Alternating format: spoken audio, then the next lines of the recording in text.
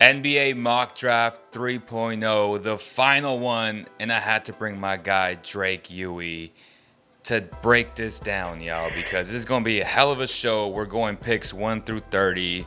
Drake, how are you doing? We're only 2 days away from the NBA draft.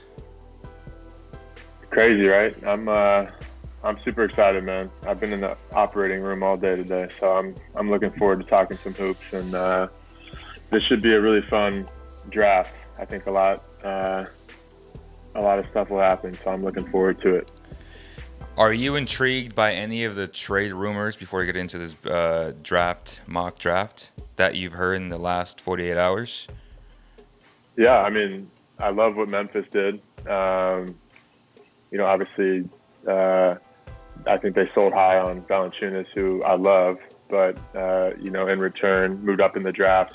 I'm not sure they're actually done, but, added their quality.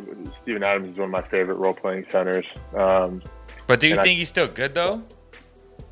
Oh, yeah, 100%. There's no doubt. I think he fits that grit and grind mold, brings some toughness. He's a defensive anchor for him. I don't know if the fit was there with Zion in New Orleans. So, I think that we'll see a much better version of Steven Adams in Memphis. And, depending on what they do, if they keep that pick or they try to move up, I love that move for them. And yeah, I mean, this is like the fun time of year, all these hypotheticals and teams trying to get better. There's only a couple ways to do it in the league. So it's nice to, come up with these hypotheticals and try and figure out different ways to make your team better. So as fans, it's fun for us now. 100%. I agree with that. So just to disclose how we're going to go about this, we're going 1 through 30. This is not our NBA big board. This is a mock draft. This is what we think teams will do on Thursday, not who we think is better or which prospect will be better in a few years. So without further ado, I feel like we have number one. I think everybody has number one with one guy, and that's Cade Cunningham, right? Yeah, I got Detroit. It sounds like they're trying to shop the pick a little bit or smoke screens, get as much leverage as they can, which I think is smart. Yeah, they're non-committal right now, which is good. But yeah, I got Cade Cunningham. I think it's a good fit. At number 2, the Houston Rockets will draft who, Drake? I've got Jalen Green going to Houston. I think he's the second best player in this draft, maybe the first. Whoa. And so I love his talent level. I think that, Houston's just trying to get as much talent as possible. They got 3 firsts, I believe. And so I think they're kind of in that best player available position. And I really like Jalen Green here. I have Jalen Green as well. Like you said, best player available, even though I don't have him number 2 on my big board, but he is number 2 on my mock draft. At number 3, the Cleveland Cavaliers will draft who, Drake? I've got Evan Mobley landing in Cleveland. I think it's a good fit. He's another guy who could end up being one of the best, or one of the better, if not the best players in the draft. Ultra talented, modern day big, who fits kind of nicely with a guy like Jared Allen in their front court. So, yeah, I agree. I think they go best player available, Evan Mobley. At number 4, the Raptors will draft who, Drake? It sounds like I've got Suggs going to Toronto. I think that, I don't know if they're doing some smoke mirrors too, but I think there's definitely interest there with Scottie Barnes. I think that Suggs is the fit there, especially with some uncertainty around Kyle Lowry and his future. So, yeah, Suggs I think is the right pick here. Do you think Suggs is the better fit and the better player? Unclear. I think I'm going to finalize my board before Thursday sometime in the next 24 hours. But Suggs is kind of interesting to me. I really like James Bouknight as far as like an overall talent. I like Jonathan Kuminga. And so I think that, while Suggs is awesome, if I'm projecting these guys off talent alone and like upside, I don't know. I'm not sure yet. But I do like Jalen Suggs a lot. Little sidetrack. I'm looking at the comments, and someone said "L.A. Rams" with the puke emoji. I guess they don't like your hat, Drake. It's purely off of how it fits my head. It's hard. I got a big head, so it's hard for me to find a hat that fits. Yeah. So I don't even know any players on the Rams. I got You this get the hat at Space Jam Ross, hat. bro. So go to Ross, dress for less, and you'll get a Space Jam hat for $7.99, man. You getting royalties on that? No, I don't. Shout out to Ross, man. Hopefully they'll sponsor this. At number 5, the Orlando Magic will draft who, Drake?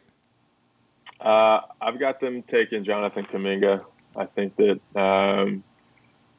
from a reliability and an upside standpoint, I do like his skill level, his size, and his ability to kind of score at 3 different levels, shot create. And so, yeah, I think he's got quite a bit of upside. So he's got to fine-tune some things and become a more efficient scorer, but I like Kuminga here for Orlando. Okay. Well, I got Scottie Barnes for the Magic. Again, to me, he's my number 2 guy on my NBA big board. I think he's going to be a star in this league. At 6'8", 6'9", with a 7'3" wingspan, great feel for the game. I think the Magic would be silly not to draft him. He's also from Florida State, so it kind of makes sense. I know they have Jonathan Isaac, but they can always trade him. Or like you said on the last podcast, put the best players available, and they'll figure it out, right? Even if it may be redundant to go there. But that's what I feel about Scottie Barnes. At number 6, the Oklahoma City Thunder will draft who, Drake? I got Scottie Barnes landing in OKC. Okay. Love the fit. I think he kind of fits their timeline. Upside, kind of a little further down the road, I think, and a good piece that they can build around with their young group. So, yep, Scottie to OKC. And I have James Bouknight going to the Thunder. I think James Bouknight and SGA would be a fantastic backcourt for a lot of years to come. James Bouknight is my number 4 prospect on my big board, so I'm very high on him as well. At number 7, the Golden State Warriors will draft who, Drake? I really like the idea of James Bouknight going to Golden State. I agree with you. I think he's more talented than falling to 7, but I like the idea of how he fits with their timeline. He's someone that I think will be ready to play either in like a starting role or off the bench as like a spark plug scorer, who also could, I think, down the road evolve into like a starting piece for them, following Stephen Clay's departure, I should say. So in 5-6 years, I think that drafting a guy like Bouknight can give them a star for the future. So I really like Bouknight, and I think that Golden State would be a cool fit to see. Yeah, and one thing that I want to talk about is just his game is he's a better defender than what people give him credit for. And the shots that he took in college, they were very tough, which is why there's some speculation on whether or not his 3-point shot will translate. Again, if you take tough shots and you're the entire offense, which is what he was at UConn, you're not going to hit a high percentage of that. And if he does go to Golden State, the clarity and the quality of shots will be much, much better, and that's why I think it'll translate very well. And for me, I have the Warriors taking Franz Wagner. I don't know why the W's silent here, but yeah, I think he's solid. Just defensively, one of the better defensive players in the draft. A great feel for the game. Can't go left to save his life. But I think that the Warriors can help him and just hide those deficiencies. And he's a guy that can make an impact now, especially at 6'11". You really can't teach that, and he's very fluid, and he can switch anywhere from 1 to 4, in my opinion. So I think he's the pick there. At number 8. Back to Bouknight real quick. Yeah. Bouknight real quick, because I have heard a lot of concerns about the inefficiency as a scorer and shooting. But if anyone's seen his pro days or watched him through his combine stuff, and you watch the way he shoots, and this is why I think, watching pre-draft workouts is so valuable, because you really get to see like how is this kid stroke, and like how naturally is it coming off his hand? How when you're watching him rep it out, like is it fluid? If you get it off? I mean, there's like a lot that you can pick up from workouts and how a guy goes about a workout, and so I think that all those things lead me to believe, along with like his natural talent level and ability to score whenever he wants at any level, Right. I think is encouraging enough for me to lead me to believe that he's gonna have a bright future in the league. So Fair. I wanted to address that. Very fair. So we're at number 8. The Orlando Magic are back on the board. They will draft who? I've got them taking Şengün here. Wow, that's very interesting. I did this exercise about 30 minutes ago, but as I look to, I think they might be the most interesting team to watch, especially in the lottery. I mean, they have 2 high picks that they can really, they really have a chance to rebuild quickly and rebuild well. And I think that taking a guy who might be a little more ready like Kuminga, I think they can not swing for the fences, but take a little more risk and take a big that can potentially be the anchor for years to come. You look at his skill level, and it is. I think he's a young, talented big whose game will translate. He'd be an interesting look for Orlando. So fit-wise, I think it would make sense there. Wow. Even though Orlando traded for Wendell Carter Jr., they got Mo Bamba there. You don't care. You're just gonna draft another big, huh? Yeah, I mean, I'm not entirely sold on Mo Bamba. I think there's some uncertainty there with not uncertainty. I love Jonathan Isaac, but me too. I think getting a more skilled, he is kind of Wendell-like. But again, I'm almost inclined to. I think he's the best big in the draft, and 18-year-old Turkish League MVP is nothing to overlook. So he's definitely climbed on my board as of late, and I can see why.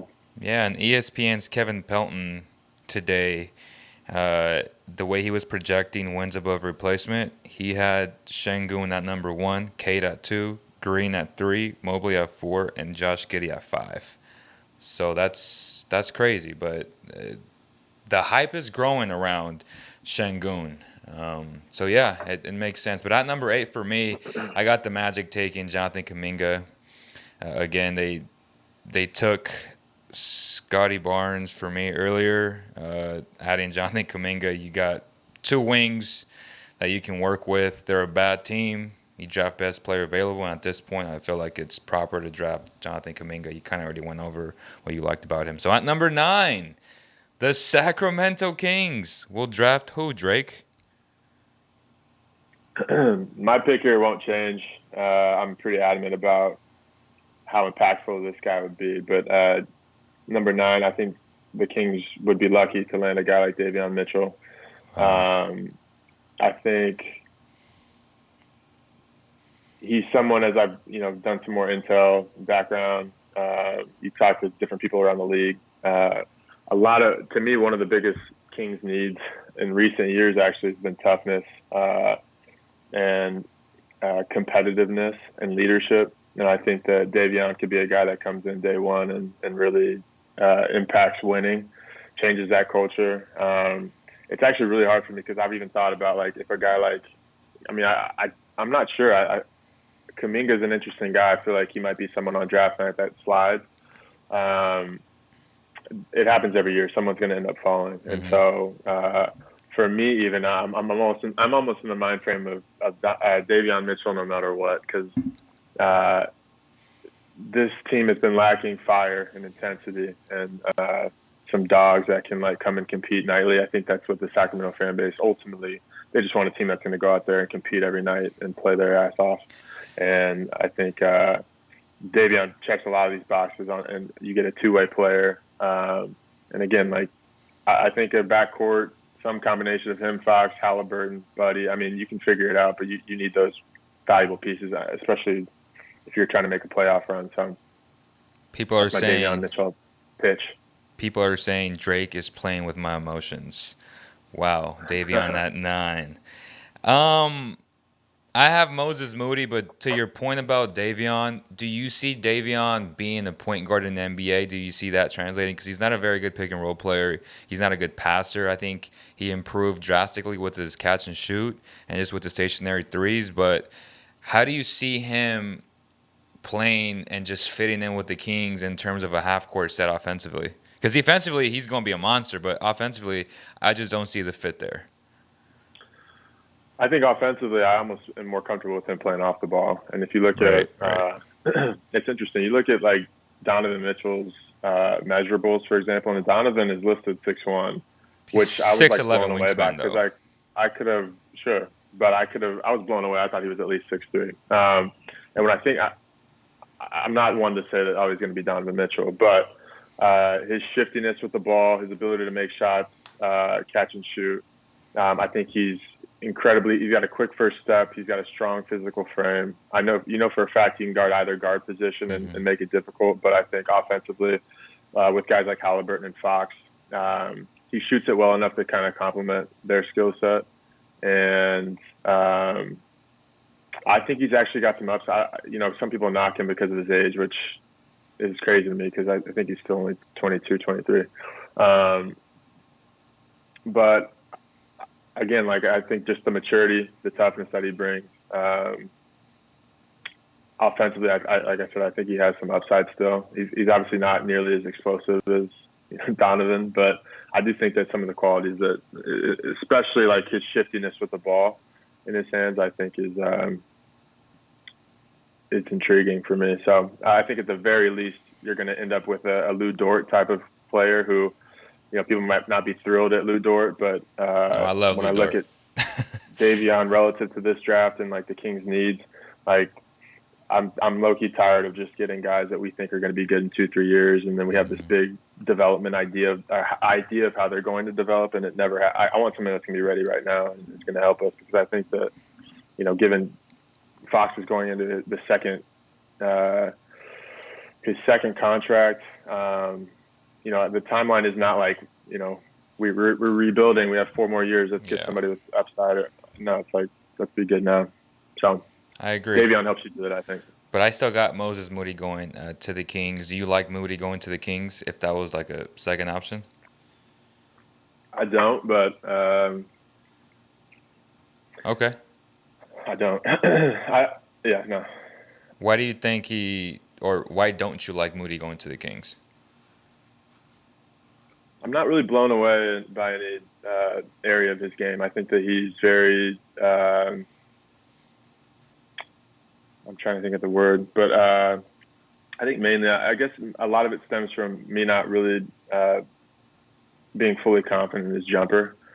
If he becomes like a legitimate 37 to 40% three-point shooter, then I could see you have a 3-and-D type of player. Mm-hmm. But to me, I don't see the athleticism that I would like to see. He's 6'6". He's got he's got good length, but typically if I'm like trying to get excited about players, it's some combination of like athleticism and then like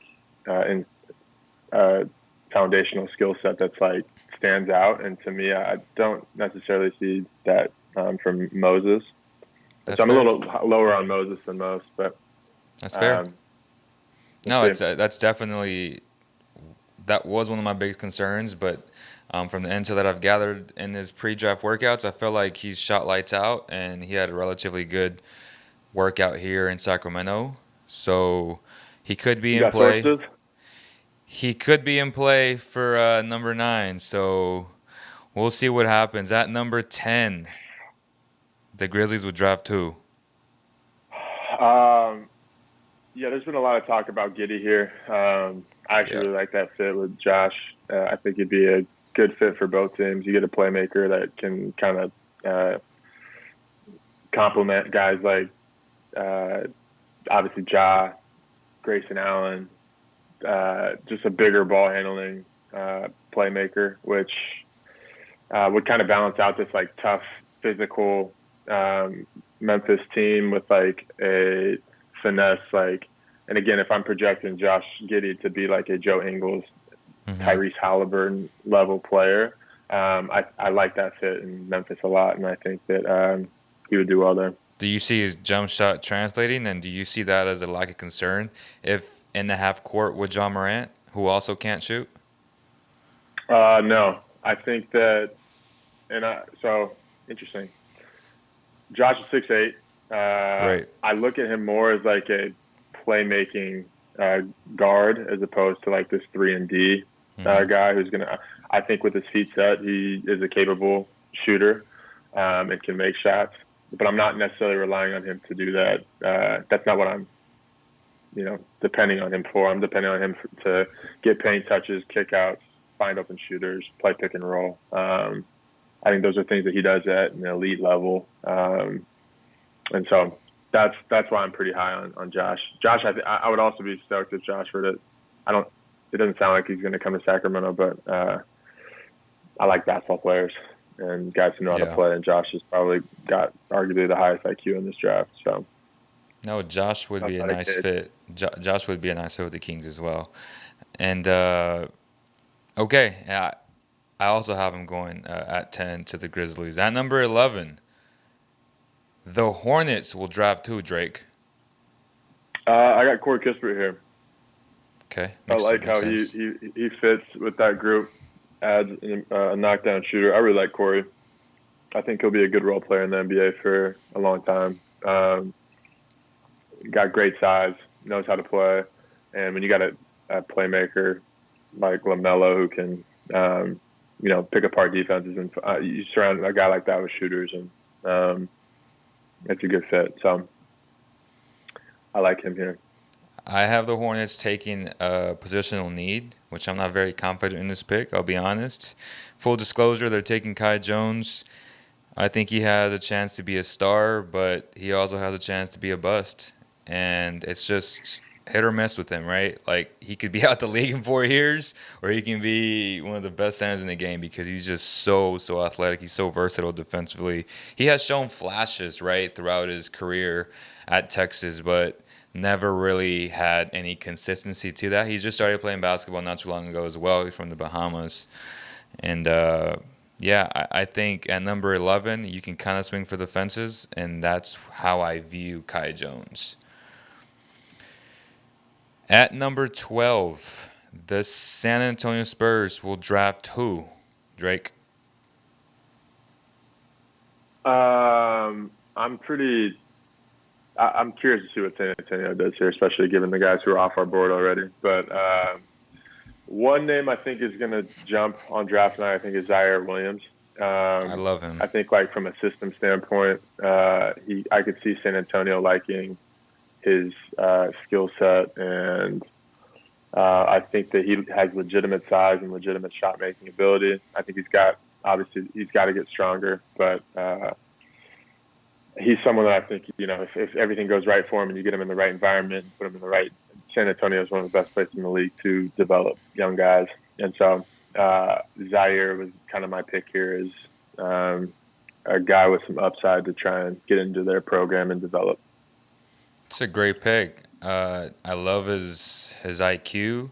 He showed flashes of processing the game really well. Again, he can't teach 6'8", 6'9". He has a beautiful shot creation where he can just step back, fade away. Like, he has that in his bag, which a lot of players don't at the age of 18, 19 years old. And he just has a lot of upside defensively as well. He showed a lot of signs on tape that he is that guy defensively, that he can come in and make an impact right away. But like you said, strength will be a huge factor.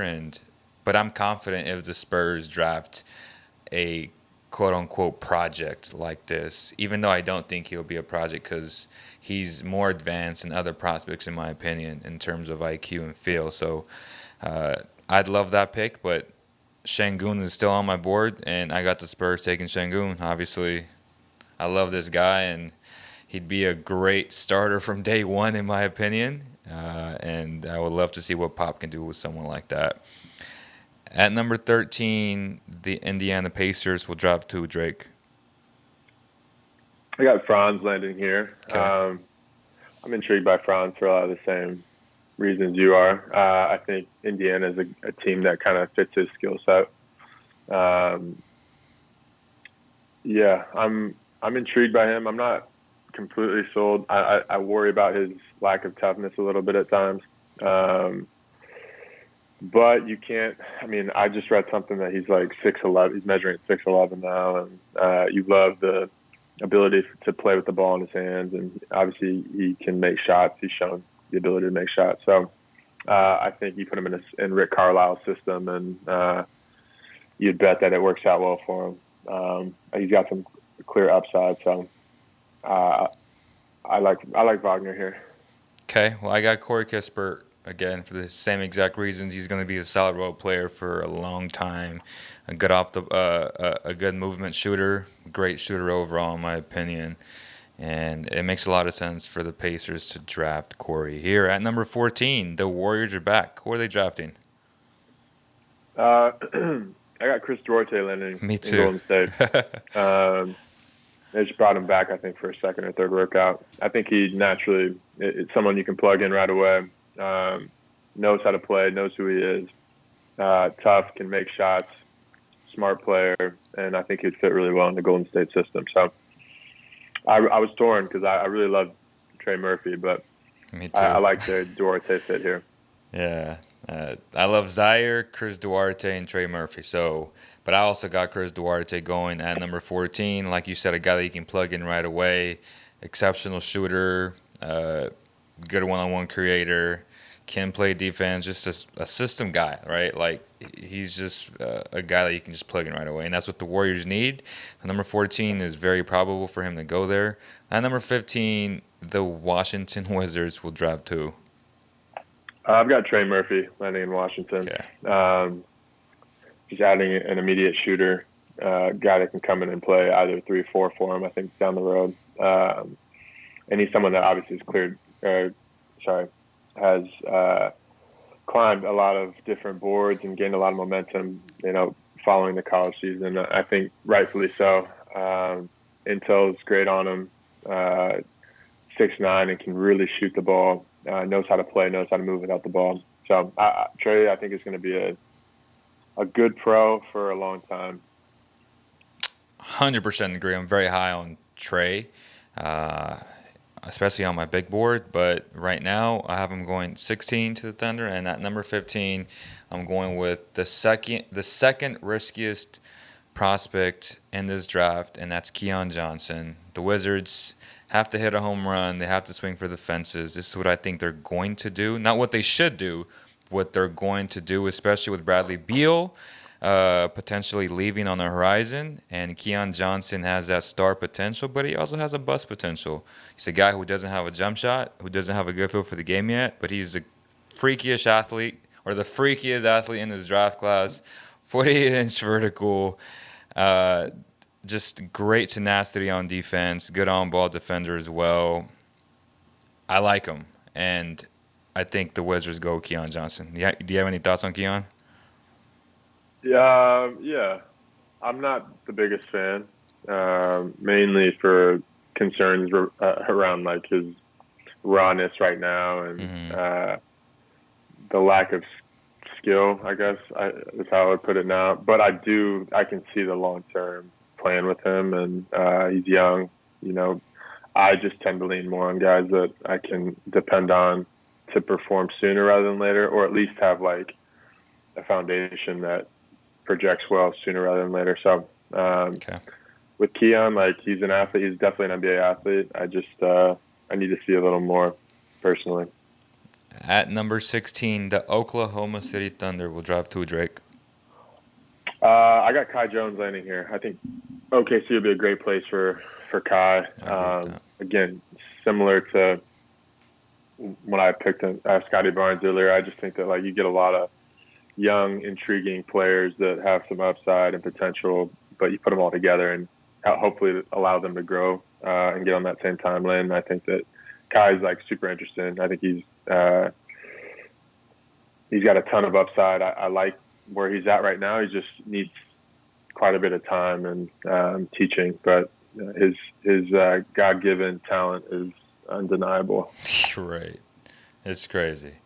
At number 16, I got Trey Murphy going to the Thunder. He'd be a great fit there. especially if they draft Book Knight like they do on my mock draft. So if you get Book Knight, Trey Murphy, it's a pretty good draft in my opinion. At number 17, the Pelicans will draft who? I've got Moses Moody landing here. I think he's kind of like a safer, if there are questions about his jumper, I think it's a lot easier to stomach at this point in the draft as opposed to a top 10 pick. So, and I agree. Like New Orleans definitely needs some more floor spacers, and so I think that this would be a good fit for both player and team. And I got the Pelicans taking Davion Mitchell. Right here, this is best player available, and I feel like they need that toughness from the guard position. Davion provides that. They need some defense on the perimeter. Davion provides that, and they need shooting around Zion, and Davion provides that. So if they can get Mitchell at number 17, that's great value. And then that trade is looking even better to me because they cleared up all this cap space. You draft Mitchell. Hell of an offseason for the Pelicans. A new head coach as well, so we'll see how that goes. The Oklahoma City Thunder are back at 18. Who will they draft, Drake? I've got them taking Jaden Johnson. I'm like big on OKC. If they're playing it to just play the long game, and then I would, if I'm Sam Presti, I would just go get every, high risk, high reward player, and I think Jalen. Again, similar to Moses, like I can stomach taking a guy like Jalen who clearly has the talent, but I'm just a little more comfortable taking him to OKC, who has like a better time frame than most teams, where they're not necessarily trying to win now, and so getting a guy like Jalen and relatively on the later end of the first round, I think is something that makes sense. I have the exact same thought process with you, but I don't have him slotted going to the Thunder. I have him going to the Rockets with the back-to-back picks. So I got the Thunder taking Usman Garuba, who I think is the best defensive player in this draft just overall. At least right now he is. He's playing internationally, playing against the U.S. He played in that friendly game, which wasn't very friendly, but the U.S. ain't looking good, Drake. That's a whole separate conversation. But Usman Garuba is, to me, a guy who's going to come in right away and just set an impact defensively. Like, he's so good defensively. His instincts are great.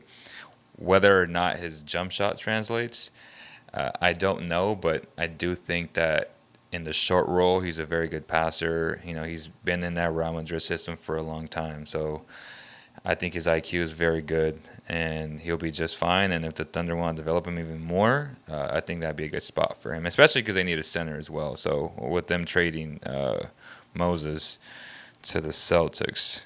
So at number 19, the Knicks will draft who, Drake? I've got the Knicks taking Keon Johnson here.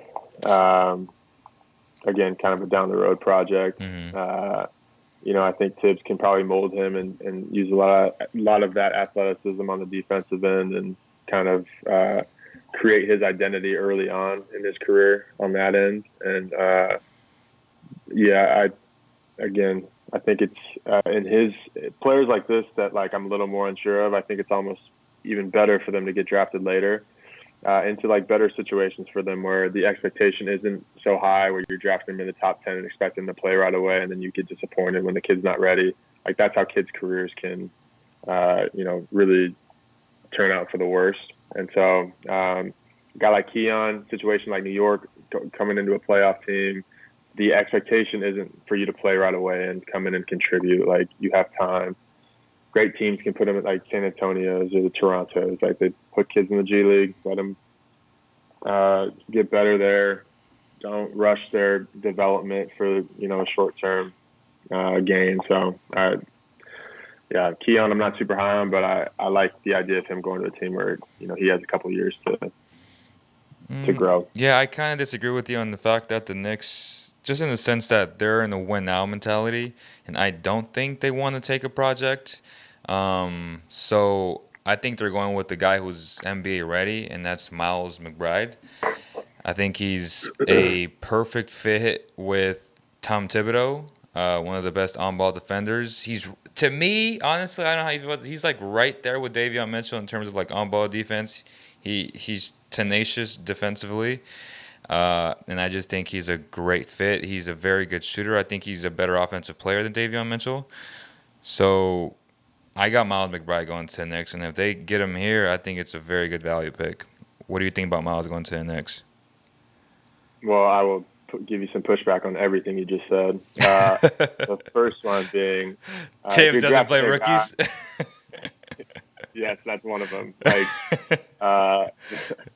yeah, New York, it might be in a win now mode, but they're not. If they're looking to win now on players that are in the 20 to 30 range, then they're not depending on their first round draft picks to come in and like contribute on year one. I don't think. I think especially Tibbs, like he's not going to be relying on a rookie, let alone someone drafted. I mean, I think they got very fortunate with Emmanuel Quickly last year, and even still, he was balling some games, and he was still hesitant to give him real legitimate run, him being Tom Thibodeau. So I do think that in this case, in this part of the draft, I think it makes more sense for New York to try and see if we can get an asset for the future, as opposed to trying to expect the guy to play right now.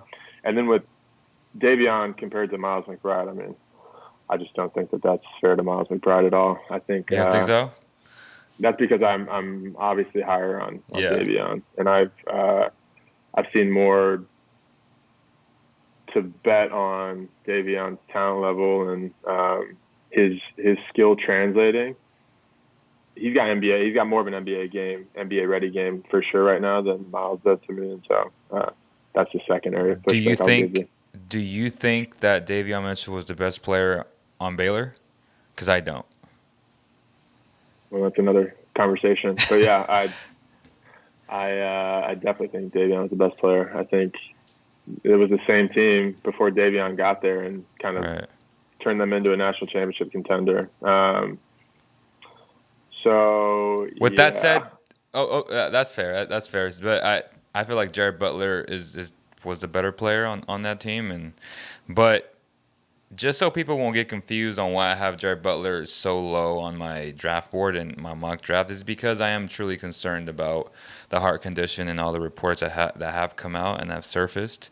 I think it's a real concern. It's not a knee, it's not an ankle, it's the heart, like the heart. So I took that into account, and you just never know what could happen with something like that.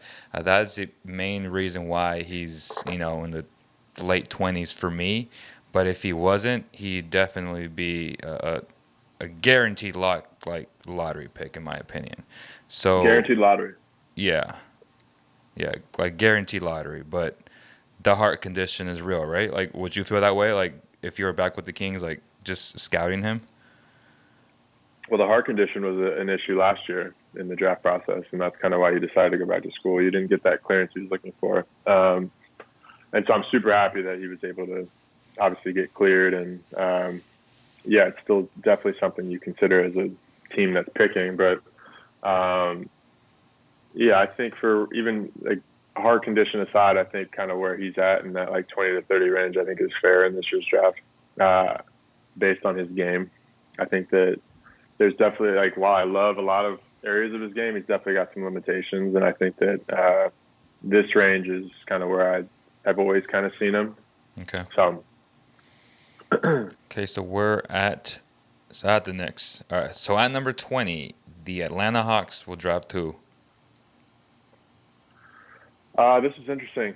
Atlanta, I actually am going to go with Trey Mann with this pick. I think they could definitely use like another backup. I know Chris Dunn just opted in.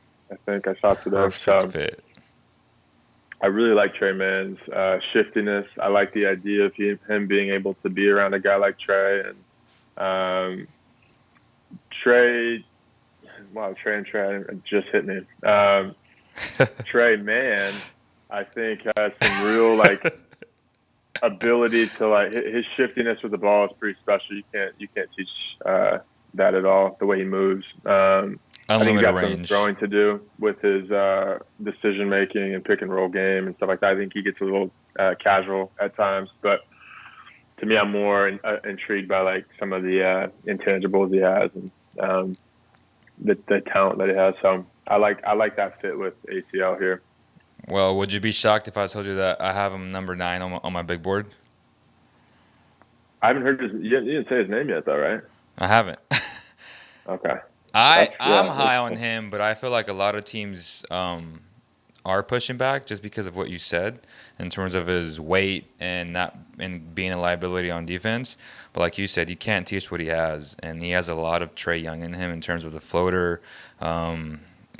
Very good passer, not a great passer like Trey Young, but he has unlimited range, and I just feel like that skill is going to translate so easily to the next level. And if he can be Trey Young's backup, oh my God, like it'll be a perfect fit for me. But yeah, I have him number 9 on my big board, and to me he's super underrated, and some teams will regret not drafting him. So you took him at 20. With all that said, I think the Hawks will take Jaden Springer here. I think Jaden, apparently from all the reports that have surfaced, they say he's very healthy now, that he doesn't have the ankle issue that was nagging him all throughout the season, that he's much more explosive.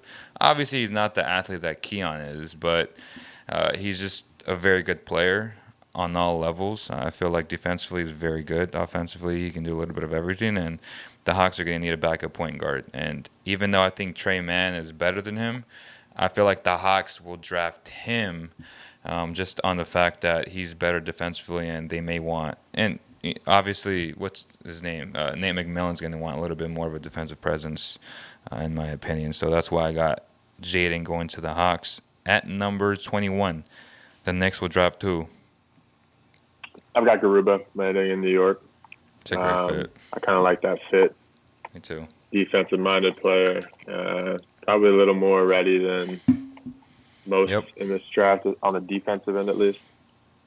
So he'd be a great replacement for Nerlens Noel because he's gone. Yeah. I got the Knicks taking Cam Thomas. So I had the Knicks taking a defensive specialist and Miles Mcbride, but they also need scoring off the bench.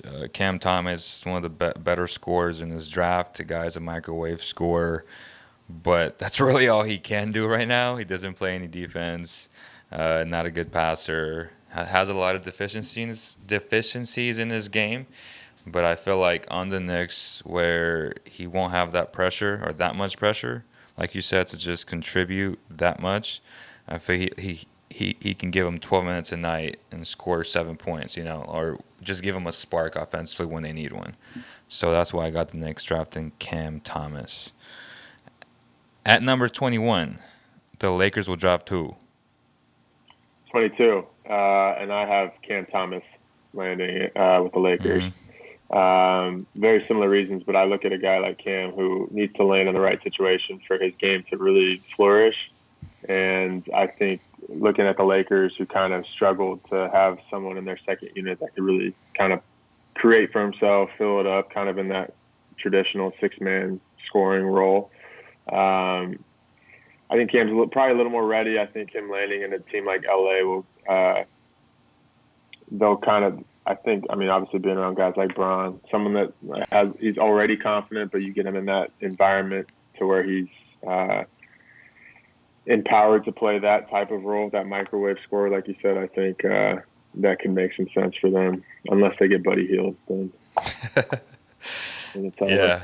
And I got them taking Trey Mann here. Trey Mann, if he gets a chance to play with LeBron James and AD, coming off the bench, just being like the on-ball guy with that type of shooting, like you said, perfect fit. They need good shooting, and Trey Mann provides that. So he'd be the perfect, just a steal for the Lakers if he falls this far down the road. At number 23, the Houston Rockets will draft who? These are tricky, like the back-to-back picks. I actually I'm just going to go 23 and 24, but I went with Sharif Cooper and Isaiah Jackson. I went more so probably positional need here more than anything. Sharif is like relatively interesting young guard. And then Isaiah Jackson, I think, fits a need at that center position for them. I think they kind of struggle with. I mean, they obviously are in need of a lot of different positions, but I think Isaiah Jackson, outside of Şengün, is one of the better centers available. It's not a center-heavy draft, so I think landing a positional need for them here is it can make sense. Yeah, and I have the Rockets taking Jalen Johnson and Zayer Williams back to back. They're a bad team. They have time, like the Oklahoma City Thunder do, and they can develop these kids without having the pressure of them performing from day one. So I got Jalen Johnson and Zayer Williams at number 25. The LA Clippers will draft to Drake.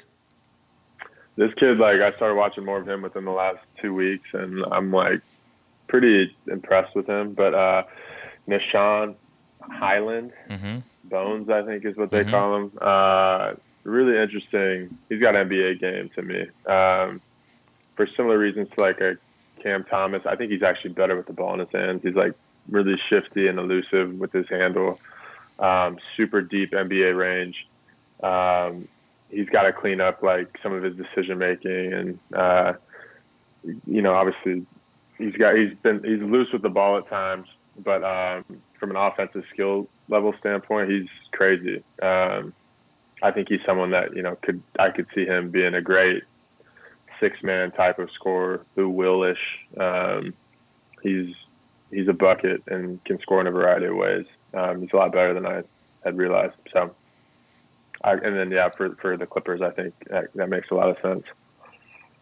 Yeah, someone very similar. I have someone different, but someone similar to his skill set, or maybe just more well-rounded. I have them taking Ayo Dosunmu, who does a lot of good things all around. He's not great at anything, but he's good at a lot of things at the University of Illinois, and he's a guy that can come in right away and just run your second unit. He's good he's good on ball. He's good in the pick and roll. He can score for himself. Not a great shooter, but an okay shooter. I think he's a solid, safe pick for the Clippers at number 25. At 26, the Denver Nuggets will draft who?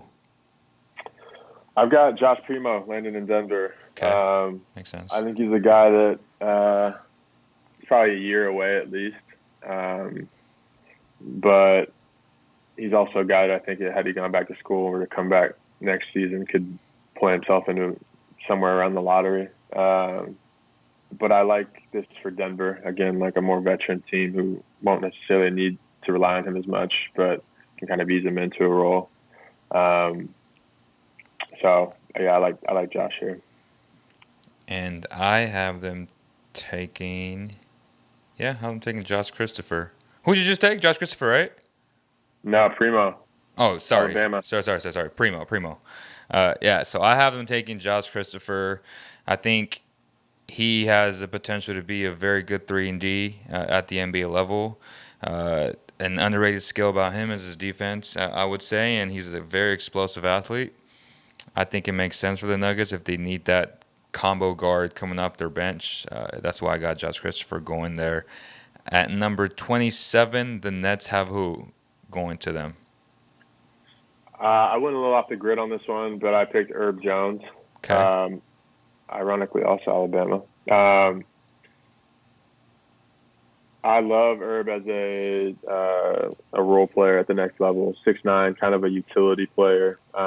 You look at a guy like Bruce Brown, who had great moments with Brooklyn, and just as a glue guy. And I think that Herb is one of my favorite kind of glue guys in this draft. I loved him for the past couple of years. Pretty versatile, not necessarily great at one particular skill, but he's a pretty good basketball player, versatile, and plays both ends. So I'm a Herb Jones fan.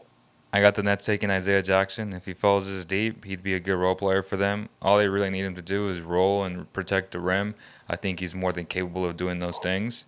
So if he falls, that's a very good value pick for them in Isaiah Jackson.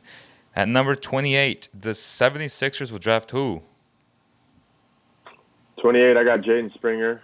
Okay. I think he's a little farther away, and I'm not super high on him. I don't even know if he's in my top 30 truly, but right.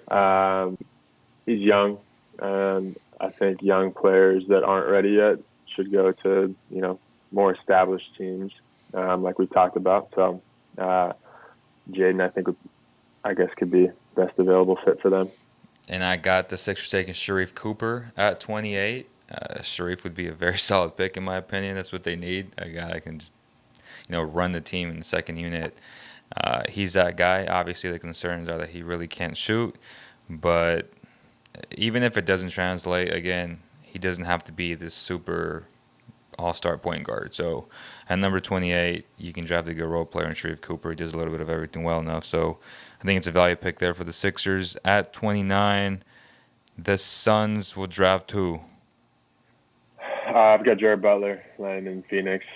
Not Me sure too. what they decide to do with campaign, but I like the idea of Jared here. I got Jared Butler going there as well. Again, like we said earlier, a very good basketball player. Has his deficiencies, but he does a lot of good things on the floor.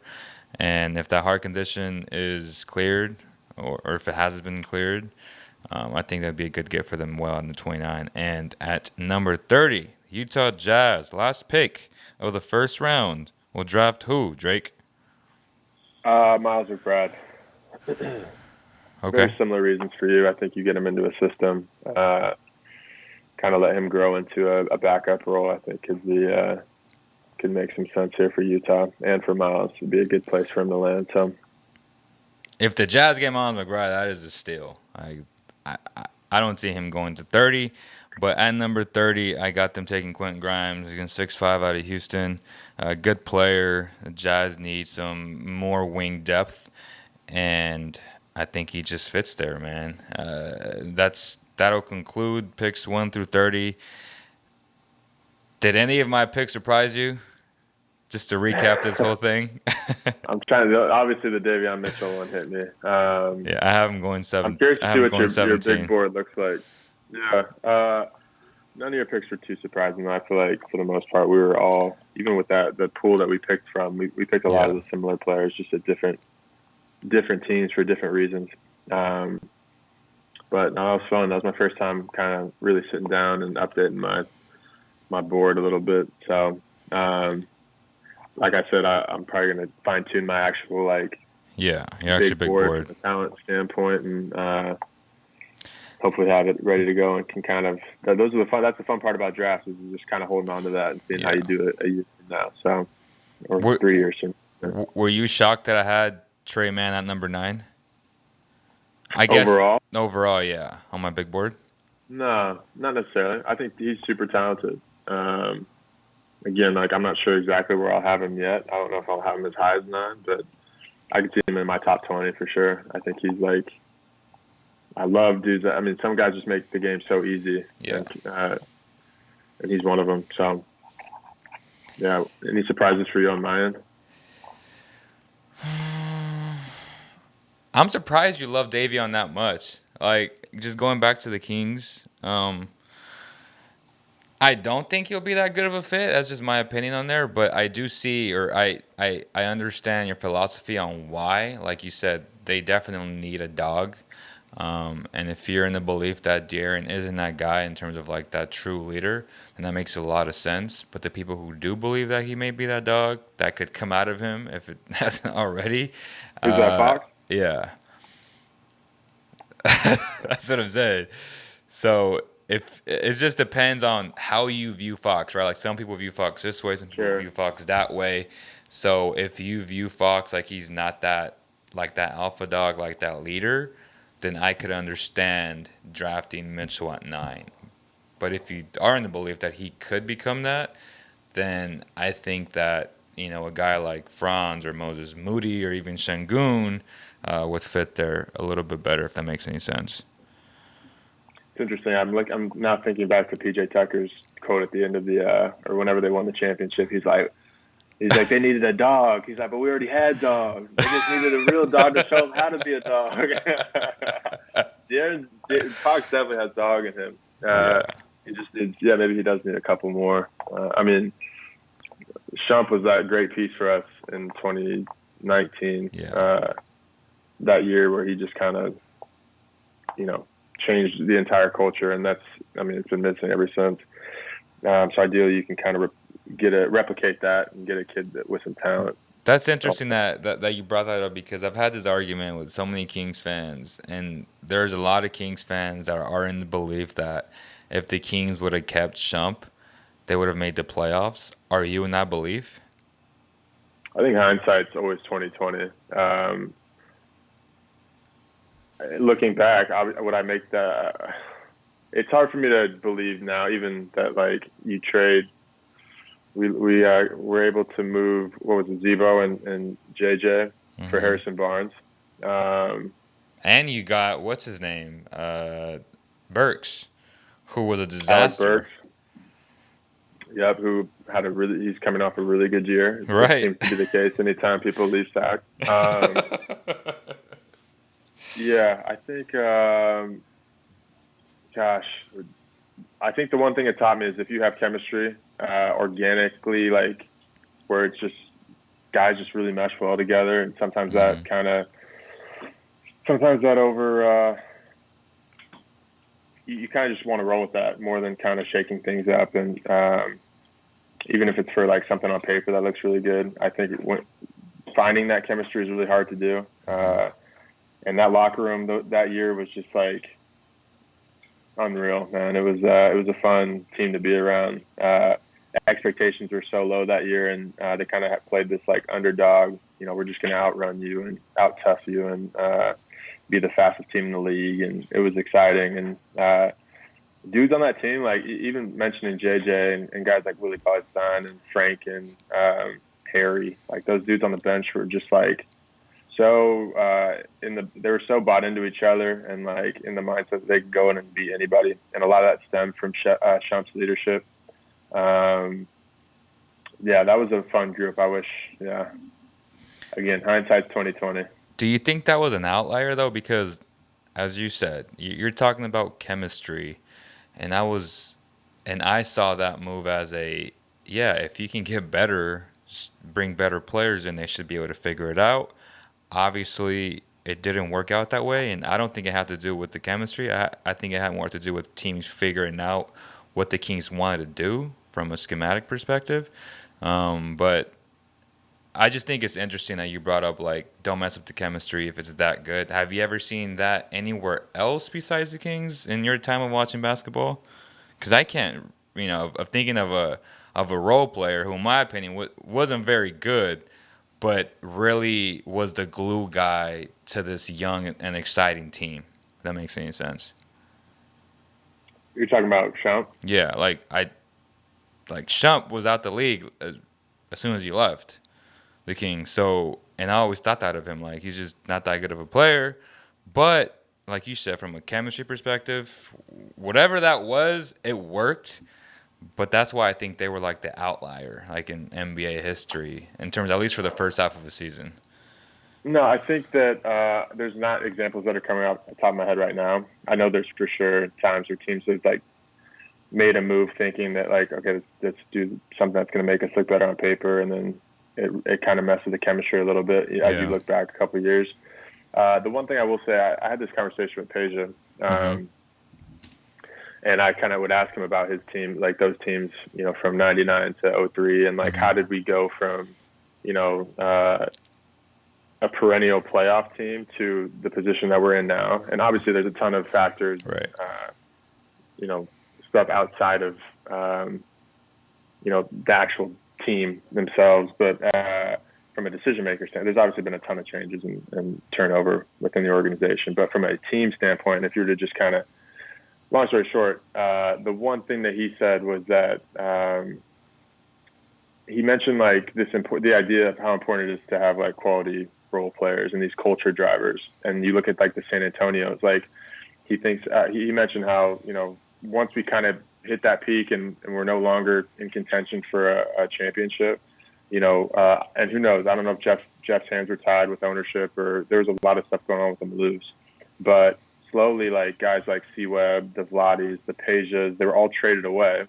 And those were the culture drivers. And he mentioned like looking at a team like San Antonio.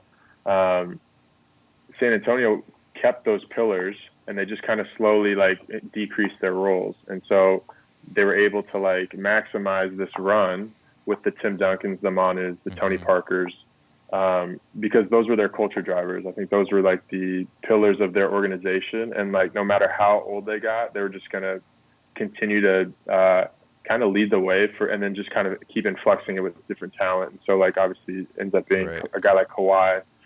And, you know, I think for us, you look back, it's like, man, we did trade away those pieces.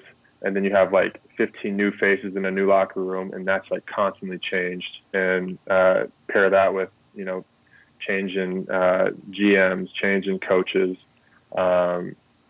It's like anytime you get talent, I look at like DeMarcus. Like DeMarcus had like 10 different coaches by the time he was in year 3, and like I look at De'Aaron, and like the same things happen for guys like that, and that's like a problem with Sac. I think it's like the lack of continuity, the lack of patience, and like really just kind of, you know, buying into a process or an idea and like going through the ups and downs of that and weathering those storms, understanding that like building a team doesn't happen overnight, and like finding those culture drivers, like it is a hard process, and you got to stay true to it. There's no cheating, and there's no shortcuts.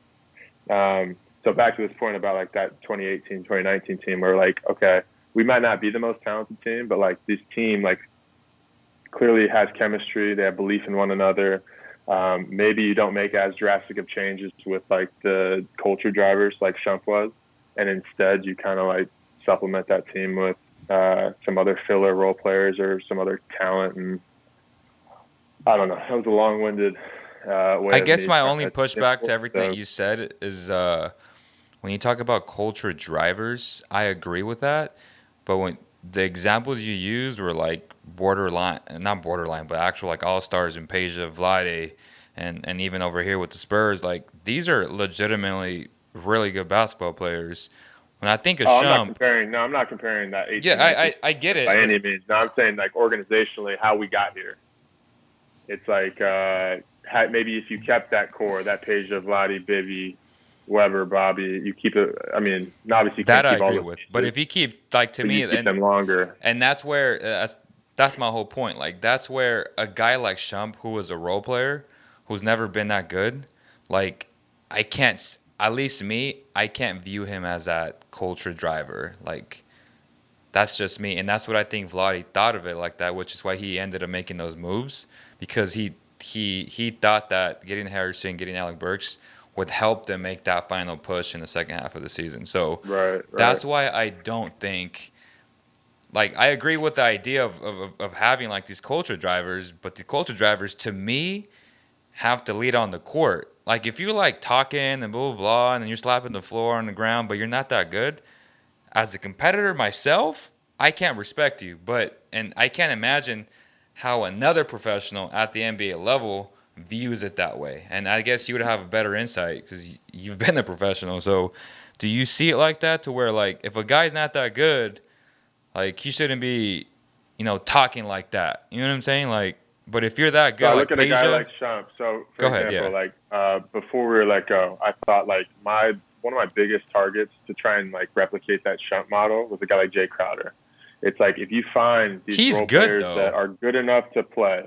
Shump was good. Shump was having a career year before we ended up trading him. Like he was getting more opportunity than he had gotten since like New York. And so I think for him, he looked at it as like, shoot, this is like my new opportunity. I'm with this young team who nobody thinks is going to be good. So he carried himself that way. He was older and more mature than some of our younger guards on the team. So he instilled this confidence in them. Shump wasn't good. Well, like Shump went to the Rockets. That's a different argument. No, I mean, I guess Shump went to the Rockets and they proved that he wasn't that good because he wouldn't get any playing time. I mean, this goes back to every situation being different for different guys. I definitely hear what you're saying. Like I think that this was like an ideal situation for where he was at in his career at that time. And he had, more than anything, he had the voice of the locker room, and he had those guys' belief in him. And that was more powerful than probably anything.